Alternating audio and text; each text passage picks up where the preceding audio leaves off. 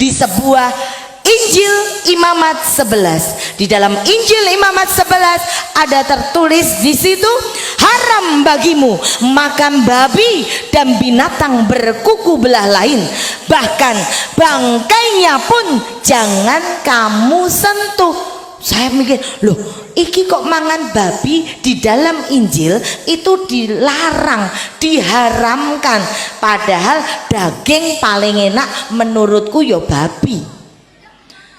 Lah saya mereview ulang ketika saya menemani Romo untuk ekaristi di daerah Sendang Sono, Yogyakarta.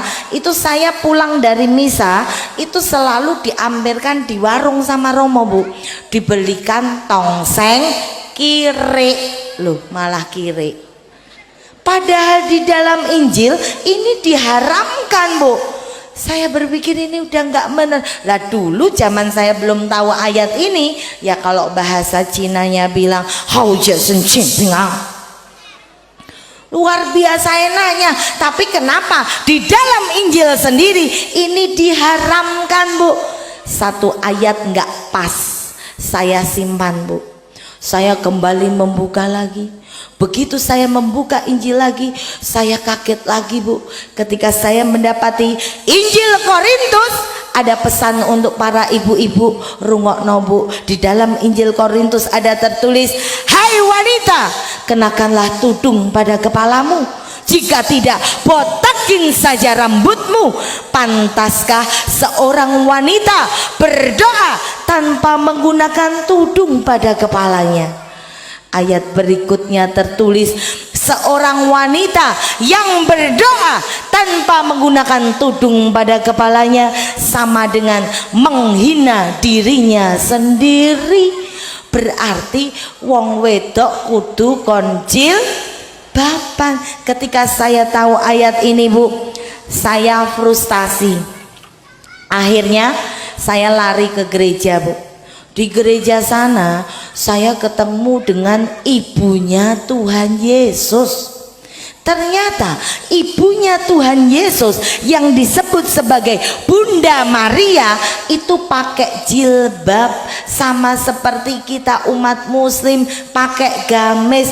Lah zaman saya di gereja kan aku kalau pakai baju, Bu, modelnya bupati, buka paha tinggi-tinggi, mulus wong Cina. Kalau pakai baju modelnya Sekwilda, memperlihatkan sekitar wilayah dada. Bahkan kalau nggak punya rok, pakainya katok pendek cekak itu, Bu. Luar biasa, ya mulus. Orang kudi kena wong Cina rak mulus-mulus putih-putih. Jadi bapak-bapak kalau di gereja ya dombleng mesti. Ini zaman saya di gereja, Bu. Lah ketika saya tahu ayat ini, saya berpikir ini udah nggak pas ini. Saya simpan dua ayat nggak pas, Bu. Saya kembali membuka lagi isi dari Injil, dan ternyata ketika saya membuka isi Injil, ada 3 kali saya berhenti di sebuah Injil Kejadian. Di dalam Injil Kejadian ada tertulis pesan untuk para bapak-bapak. Di situ dikatakan, hai laki-laki, sunatkanlah daging kulupmu sebagai perjanjian antara aku dengan dikau. Ini Allah sendiri yang ngomong, bukan Bu Ita. Di dalam Injil Cetho ada tulisan yang menyuruh laki-laki hukumnya adalah wajib untuk bersunat. Ketika saya tahu 3 ayat ini, saya mulai oleng, Pak, jadi orang gereja. Saya lari ke sana sini. Saya akhirnya alhamdulillah ketemu dengan seorang mantan misionaris juga. Dia mantan pastor tapi punya pondok di Yogyakarta, jadi seorang kiai. Dan saya belajar di sana. Saya belajar di Pondok Hawariun Cangkringan, Yogyakarta. Di sana saya mempelajari 2 kitab, yaitu Injil dan Al-Quran. Ketika saya mempelajari Injil dan Al-Quran, saya semakin mantep, Bu, bahwa ternyata Injilku ini bukan Injilnya yang salah, tapi penerapannya yang tidak pas. Akhirnya saya menuliskan sebuah makalah yang berjudul 17